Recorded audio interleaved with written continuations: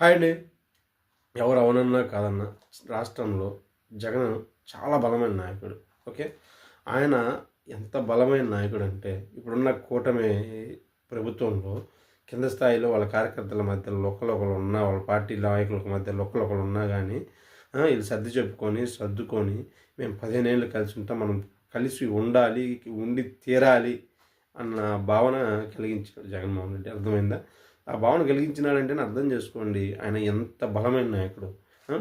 ఆయన బలాన్ని ఇప్పుడు మీరు ప్రత్యేకంగా బల ప్రదర్శనలు జనాలందరిని తోలుకుపోయి చేయక్కర్లేదు. దానివల్ల సరే ఏదో ఎలక్షన్ అప్పుడంటే రాజకీయ సభలు ఇయన్నీ కామన్ కాబట్టి జనాలు సామాన్యులు కూడా అర్థం చేసుకోగలరు. కానీ ఇప్పుడు ఆయన పేరంటే అని పోయినా, చావు పోయినా, పరామర్శ పోయినా, దేని పోయినా గుంపులు దోలకపోయి జై జగన్, సీఎం జగన్ అని రోడ్లు బ్లాక్ చేసి రోతంతా చేయటం వల్ల వైఎస్ఆర్ పార్టీ అభిమానులు బాగుంటుందేమో కానీ పార్టీకైతే చులకన అవుతుంది.